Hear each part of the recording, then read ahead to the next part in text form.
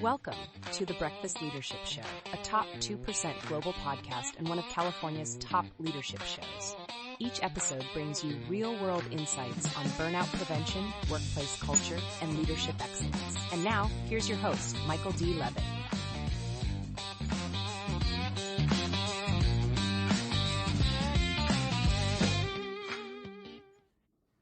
Welcome back. I've got Derek Chesne on. Derek, how are you? Hey, I'm doing great, Michael. Thank you. How are you? I'm doing really well. Really looking forward to this very important conversation. So why don't you share a little bit about you and the work you do, and then we'll jump into the conversation. Yeah, absolutely. About me, I am just a guy trying to help people, and have been a patient of many different doctors to help my own mental health. And a lot of those treatments made things worse. And throughout that journey, found the things that helped me. And then COVID hit, and I saw a lot of people struggling with similar issues and that were kind of going down a path that I was, and wanted to help them. So I started collecting a bunch of other incredible doctors of different specialties, and now we help people that are struggling, from suicidal ideation to their sexual health to weight gain to basically combating antidepressant side effects. And that's it. Yeah, the pandemic definitely poured gasoline on a fire because people were struggling, and they have been for a long time. But the pandemic really amped things up a little bit, and quite frankly, the last 6 years, it's amazing that it's been 6 years now. But 6 years, it's like, how is that possible? But I can do math eventually, so I recognize it. It's like, okay, it has been nonstop with all kinds of different things over these past 6 years. And we see it. And I used to work in primary care, and I left that industry a couple of years before the pandemic. And I find that in talking with colleagues that are still in the sector, that it has not been a fun ride for anybody, for patients that are trying to get help and navigate through all these things. Thankfully, we as a society are talking about mental health, where it was shunned to mention it, even in recent memory. So it's opening things up. But what I find, and we talked a little bit about this in the pre-show, but is depending on, as a person that is seeking help, there's so many different angles that they could go with. And whether it's your classic doctor, psychiatrist, psychologist, mental health therapist, social worker approach, or maybe utilizing a holistic medicine or a naturopathic path to your mental health. And I think one of the challenges that I've seen, having been and users of both systems and other systems as well, is that it tends to get siloed, and providers don't collaborate. So as a patient, unless you are really strong at advocating for yourself and connecting people together to talk about you as a patient, it's still very disjointed. And I know you see that all the time, hence why the work you're doing is so critically important. So I'd love to hear your thoughts on that. Yeah, thank you, Michael. And kind of said it better, that healthcare, especially mental health care, is so incredibly fragmented. And, speed and access to care shouldn't be luxuries. These are lifelines that people need. And particularly when you're looking at people that are struggling with suicidal ideation, or people that are struggling with major depressive disorder, or very acute anxiety and these types of things, there's traditional paths which can be helpful for a lot of people.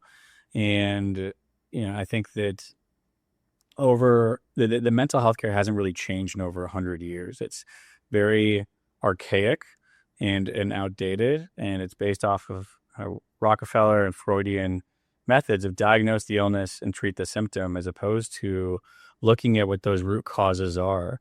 And if that root cause is, especially in different generations, if that root cause is nutrition, there's not money to be made in running, clinical trials for nutrition, right? So they don't exist in the United States. They do in other countries.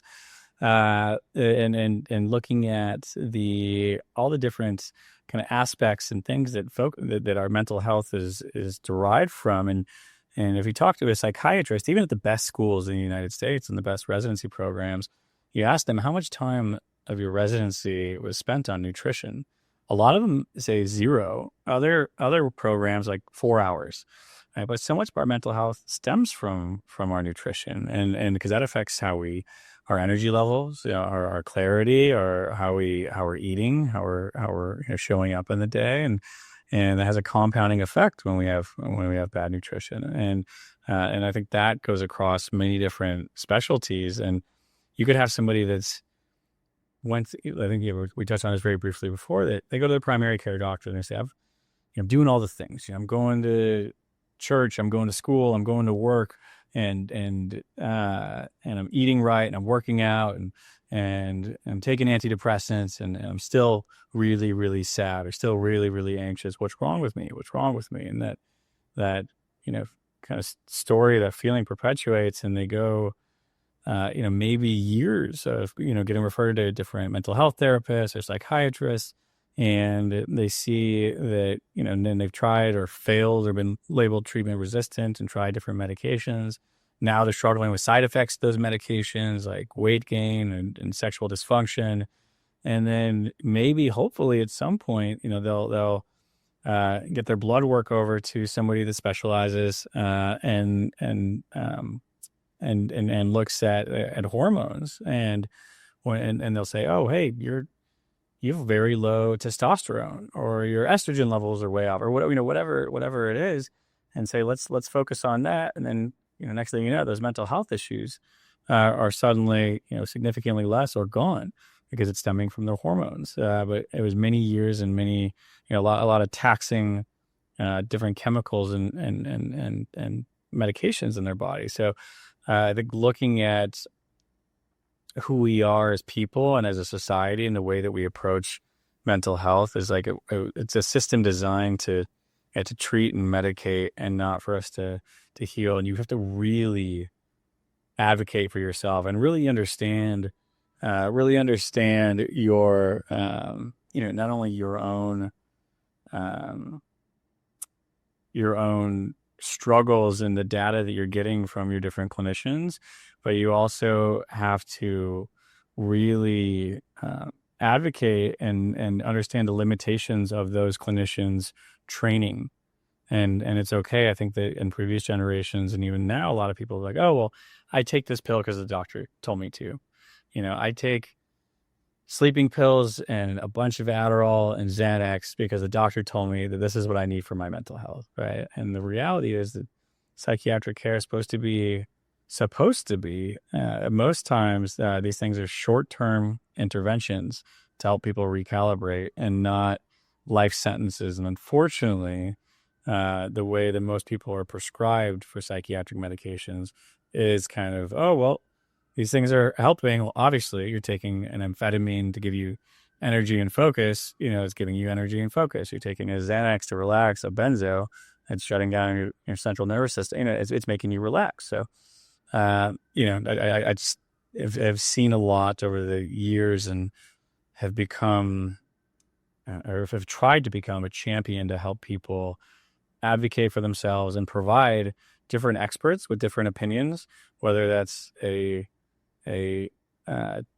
functional medicine doctor, an ND, a addiction medicine doctor, a psychiatrist, a therapist, whatever it is, and having them kind of under one umbrella. So when patients are having issues, that they have that shared dialogue between their providers of, hey, we understand that we're going to try 5 different things, and 3 of those things may not work. That's okay. Now let's let those go, and let's hand it off to the next person to figure it out, because we're all vastly different in our psychology and our biology, our life experiences, and one thing works for one person may be really harmful to the next. And it reminds me that I did this years ago. I had a food intolerance test taken. So, which I knew I had a potato allergy because I was tested, which is, I always joke about that. It's ironic because I'm Irish descent. And it's like, okay, I'm allergic to potatoes. It's like, okay, I'm sure there's some backstory and history in my DNA about that, but maybe one day I'll be able to figure that out. But I wanted to see, okay, what foods, does my body naturally enjoy and break down and do what it's supposed to do? And it gave me a beautiful list, color coded. The red page, please don't eat any of that stuff. The green, you're good to go. Yellow, results may vary. You're going to have to kind of check it out and all of that. And what I did from that is like, okay, well, let's adjust my intake of what I eat and understanding, okay, there's going to be some foods that I know that I'm like, you know what? I want it. I'm desiring it. Okay, do it. But as I get older, I recognize right away that much like for people that go out that normally don't go out, maybe they have a couple adult beverages. The recovery time the next day turns into maybe a day or two. So your body, it takes a little bit, of a toll on things. So for me, I go, all right, yeah, that type of food sounds really good. But is that going to wreck my sleep? Because if it wrecks my sleep, then my body's not doing its work while I'm sleeping, which means I'm just carrying yesterday's baggage into today. And it just has a huge ripple effect on that. So, I'm not telling people, guess what? You're all just going to eat kale salad for the rest of your life. No, that's not it at all. But figure out, and I know this, especially when working with people that are burned out and stressed and all of that, is how blissfully unaware so many of us are about how we feel. We're just on autopilot, and a lot of that has to do because our cognitive abilities aren't there because we're fatigued, maybe depressed. There could be a variety of different things going on, and I love your approach in bringing together what I like to call a team of clinicians in a variety of different specialties to work together with an individual to figure out, okay, how do I be my optimum best? And there's always different things that can cause depression or anxiety. And we know it, from, just our bodies or relationship situations or past traumas, you name it. There's so many different things that are thrown into it. So, like how you said a moment ago, it's not a one size fits all type of thing. We're all individually made up and we all have different things going on. And going back to a comment that you made real briefly, not too long ago about AI. And I think that as time goes on, AI will help us get a little bit closer in tune with, maybe less experimentation with the group and say, okay, with your dynamic makeup and all of the things that you have done or tried or, any medications or supplements or the food you eat or anything like that, it's recommending that we approach this treatment this way. What it does is it just potential. And we've seen it already in some studies where it shortens that results based thing. We're like, well, we're going to try it and see. Well, it shortens it up because it's getting to know us a little bit better. And I'm all for that because having dealt with depression in my life and burnout, not so much anxiety, but those types of things, I know what that does to you. And I want people to be healthy. I want them to be the best version of themselves because it benefits society when we're all better. And I think the work and the research and everything that your team is doing is so critically needed and important to break down those silos and give people a better opportunity, one, to advocate for themselves, but also have a resource like what your team does to be able to get them to where they want to be from a mental health standpoint, but just as an overall health component as well. Yeah, absolutely. And Michael, thank you for saying that. And I completely resonate with you on the burnout and depression side. Saying that my fiance's father says a lot is you can till you can't, and I think that whether that can apply to our our work, to our relationships, our relationship with ourselves, with food, with substances, with our social lives. And in 2019, I was on the road for 300 days in 40 countries for work. And I always dreamed of traveling the world for work. And then I had the opportunity to. I grew up in a little farm town in Wisconsin where didn't have the opportunity. I didn't have a passport until I moved out until I was 18 or 19. And being able to travel the world and get paid for it, I was like, this is amazing. And I pushed and I pushed and I pushed and did all these incredible conferences, and got to a point where I was so burnt out and fatigued and adrenal fatigue and just in every way, shape, or form. It didn't matter how nice or bad the hotel room or flight was, just always being in a different time zone, always going, just took a toll on me. And at that time too, I'm going to my doctors and saying, hey, I need help focusing. And they're like, great, here's Adderall. I'm like, great, I can't sleep on this flight. Great, here's Xanax. Hey, this isn't helping me sleep. Okay, now let's try this antidepressant is off label. Now let's try this other thing is off label. Now there's all these challenges and side effects, and what wasn't talked about with me and what isn't talked about enough is that while it's on the warning label that this may cause suicidal thoughts or ideation, and that's a very real thing. And then when you end up in the hospital after attempting to take your own life, when you've never struggled with suicidal thoughts or ideation, until getting put onto these types of antidepressants, that's, I imagine the astronomical amount of numbers of people that have passed away from being put on certain medications and also being taken off certain medications abruptly. And when you're firing away, at your neuroepinephrine and serotonin and supercharging and overloading these things, and then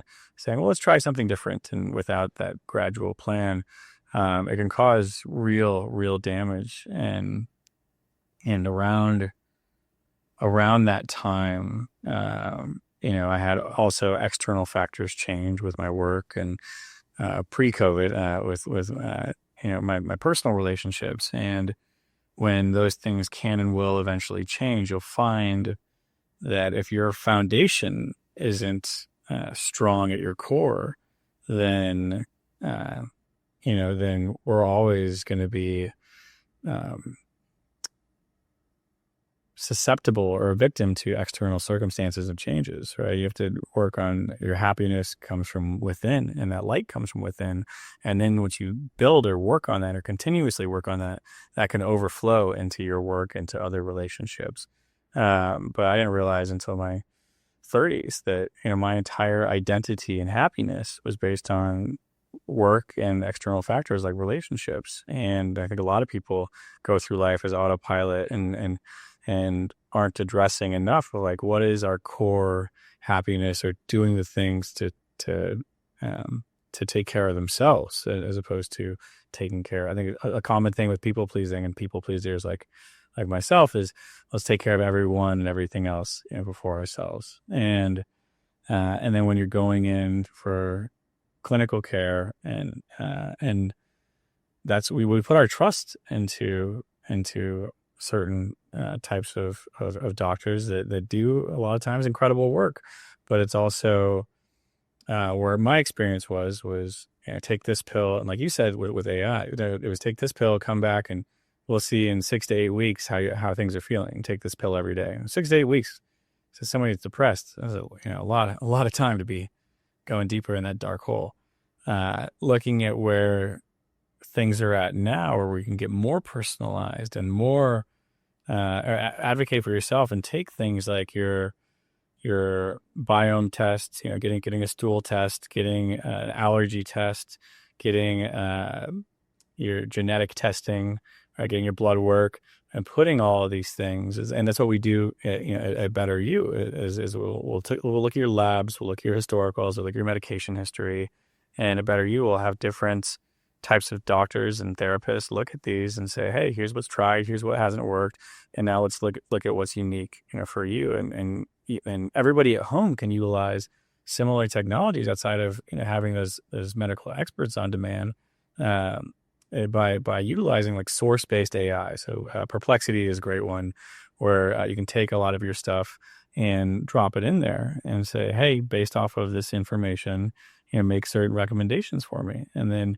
share that data and studies that with your primary care doctor or with your specialist, and look at different approaches. Because with a big example of this type of thing, and why we work a lot with different spiritual communities and with churches and organizations, and churches will come to. We had one came to us a few years ago. It's big mega church down in Orange County in California, and they said, "Hey, we've got 40,000 people in our congregation. We lost over 40 people last year to suicide.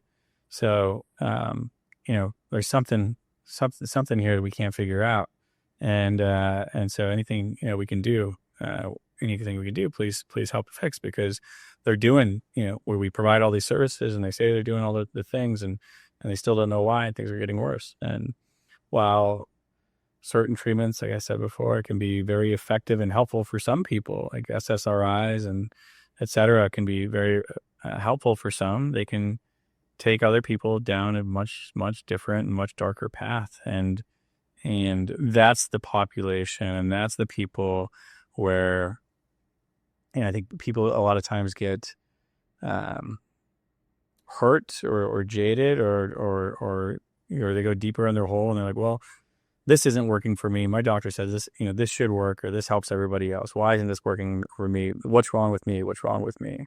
And a lot of times they just haven't, they haven't found the right thing to sync for them, to connect with them. And breaking out of stigmas too, is also a big piece of it, and culturally is a big piece of it, right? Since the pandemic, a lot of people are more willing to talk about their mental health issues and more willing to share these things. But in certain cultures and certain types of upbringings and families, and if you look at masculinity, and people's opinions about these things, until something happens, everybody's like, well, why? How did this happen? This is so tragic. Nobody saw it coming.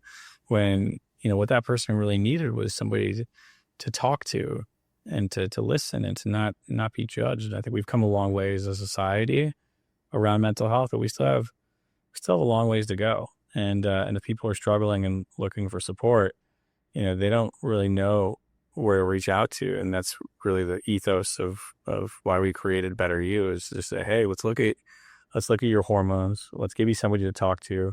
Let's look at your blood work. Let's look at your past medications. Let's look at your psychiatric care, and let's see if we can find a path forward together. So. Yeah, and it's that connectivity, because we are a dynamic thing. Yeah, definitely. There's things that we didn't experience before, but we're experiencing now. There are things that used to bother the heck out of us. Now we're like, whatever. And it literally doesn't faze us at all. And just because there's obviously life experiences, our mental, improvements and things that we do to help, address those things that we face in life. But again, a lot of it is, our composition, our body changes, blood, the foods we eat, all these things meet up and intertwine into this ecosystem that we walk around with day after day. And the more that we start communicating with all of those elements, not only just from ourselves, but in the providers and clinicians and experts and therapists, once we get all of those pieces together, what will happen? And you see it with BetterU, and you see it in all kinds of different things. You see marked improvement. And once you improve, it's a domino effect and a positive one. Once you start feeling better, I know it's kind of a broad statement, but once you start feeling better, all of a sudden those things that you've been dealing with start to fall away, or you have the ability to address them, where before you're like, I don't have time to do that right now. Show of hands, everybody, who's ever said that at work or heard somebody say that at work? Pretty much every day. And there's it doesn't have to be that way.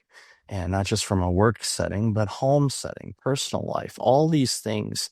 It's life is complex, but it's also beautiful. And if you get it right, it's time flies even faster, and you're going in this state of flow, and you taste life, you feel it, you live it, and you have creative thoughts and ideas, and you're like, I want to do this, I want to do this. And I want people to be more like that, because I see so many people that are just having a really rough go of it for a variety of different reasons. And whether it's they're a caregiver now for their parents, or work is whatever, or they're wrapped up in the political landscape. Try to avoid that, folks. I say that a lot. It's like no one wins, and just focus your energy on something that's more better for you, whatever that is. But that definitely using it. You can control, right? Yeah, things you can control. You can't control what this person or this person or this leader does. You don't have any control over that. Some would argue they don't have control over it, but that's a completely different conversation for another day. But in closing, what like you said, you have people go through all these different things, blood tests, and working through all of these different things. Um, what share some, again, having worked in healthcare, privacy is a big thing, but share some of the testimonials or things where people have said, and they've given permission to say, what they've experienced after going through all of the things that you take people through to help them get better. Yeah, absolutely. I mean, it depends on how much time you got, but we've got 5 minutes. We'll do that. Yeah. So we've treated almost 30,000 people on the BetterU side across over 30 states, and most of those people have been labeled treatment resistant, and most of those people have tried and failed several different types of antidepressants.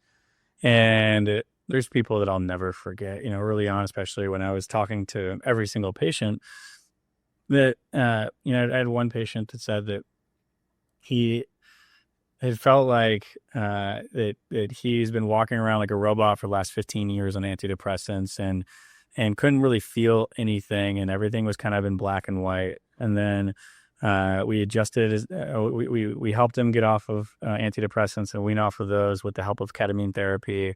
And then we had looked at his hormone levels and helped adjust those. We also helped with his weight loss and sexual health, and recalibrated all of that very quickly. And within the first few weeks of doing ketamine therapy, he said that he went from feeling like he was living in black and white, and now the whole world, he feels like he's in Wizard of Oz, and wakes up every day and it's colorful and it's this brand new, exciting and magical place. I had another patient that I'll never forget our conversation, and she was maybe in her mid-60s, and she was unhappy the first couple of times after a session, and had spoken with her, and she was kind of angry and upset. It was like, hey, this isn't going to work for me. Nothing's ever worked for me. Why am I wasting my time? Why am I wasting my money? This is stupid. I've tried everything. This is just how I have to live life, feeling this way. And she's like, and she asked me, she goes, if I look at my grandchild and I feel nothing, I look at my husband and I feel nothing. She's like, am I a bad person? And I didn't know how to answer that, because that was a pretty deep question. And looking at her circumstances and the amount of medications that she's been on for 7+ years of her most recent batch, but over 15 years of the other ones. And I said, it sounds like, well, the things that you were sharing with me, that these are very well known side effects from these things, is feeling this kind of disconnect and feeling like there's this cloud over you and the rest of the world. And she called me one day and she was crying, and she didn't stop crying for a couple of minutes. And she's like, Derek, last night I watched a comedy show with my son and my husband and my grandson, and I laughed and I cried. And today she's like, I've been crying and I've been laughing. And she's like, I'm I can feel, I feel like myself, and I'm feeling my emotions, and I haven't felt like this in a long time. And we were able to help her wean off of some of her medications over the course of a few months and lessen those pretty significantly. And then also utilizing certain things like NAD and peptides and certain peptides to help her kind of re-nourish some things, replenish some things, as well as trying ketamine therapy and other modalities. We didn't do anything with the hormones with her, but she, said to me that she can look at her grandchild now and feel overwhelming sense of love and connection, and it brought her closer back to with her husband, and things like that we hear every single day. What I really love too is that a lot of people come to us because of their burnout or anger issues or depression or anxiety or struggling with purpose, and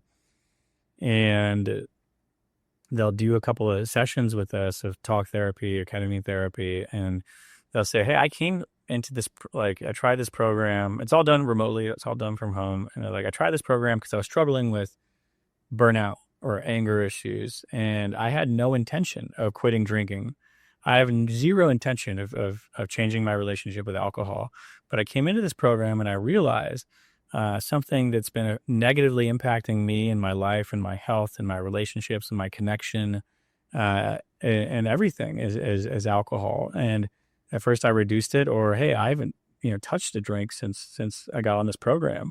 Or other people say, hey, I've struggled with alcoholism, and this is something that really, really helps. So I think that as a society and culture, when we're socializing and the normal thing to do at a sporting game or a social event or a house or anything, or if somebody's going through a divorce, or somebody's going through a tough time, or somebody gets fired, what do? You meet your friends for a drink, and that's going to put you in a darker hole than you were, and make you feel more hopeless and lost, and physically and mentally. So anything that we can do to help be the light for our patients, and whether that's, I don't care if it's a new FDA approved medication, compounded medication, peptide, a new brownie formula that comes out tomorrow. If there's data behind it, real data that says this can help people, that's what we at BetterU want to provide to patients. And I think that in the next 6 to 12 months, we're going to be living in a very different world. And like you said,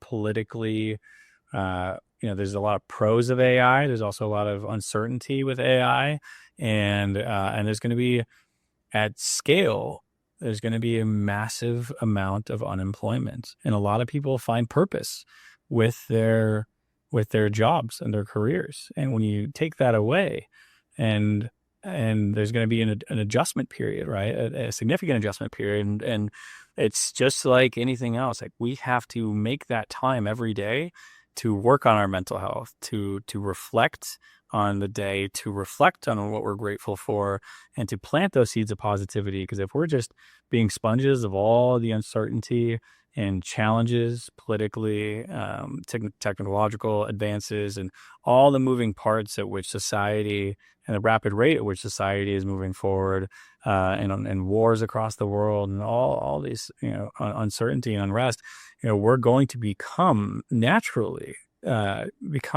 anxious and depressed if we don't take that time to work on our mental health individually. And just like being sad takes a lot of energy. Being happy takes a lot of work and energy too. And everything takes practice, whether we know we're doing it or not. If we're sitting on the couch and watching TV all day, eating junk food, and like, well, I'm not practicing being sad. It's like, well, you're not giving your bodies the basic tools it needs to be happy and releasing those happy chemicals. You're not exercising, you're not sweating, you're not going for a walk, you're not giving yourself proper nutrition. And without those basic fundamentals, there's no pill that's going to make you happy, so just helping people understand that and help usher them into this next kind of new normal that we're as a society, we're evolving into, and we've never experienced anything like this before. Yeah, work on you. I know that's a very simplistic statement, but that's what you have control over. And I really hope people take advantage of that opportunity. It's going to serve them both in the short term and the long term. So, Derek, love this conversation. Where can people find out more about you and this amazing work you're doing? Thank you so much, Michael, for having me. So our company's BetterU, and we're active now in about 40 states. It's BetterU, just the letter U, and care.com. On social media channels, it's all BetterU Care. Me personally, it's Derek Duchesne. I think my social medias are all just my name, and it's Duchesne.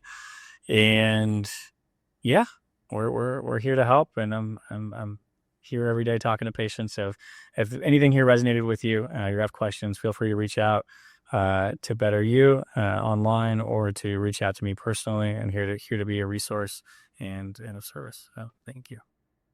I appreciate that. And I'll definitely have all that in the show notes. So, Derek, thank you again for being you and for this critically important work. The world's going to be better because of it. So, thanks again for being on the show.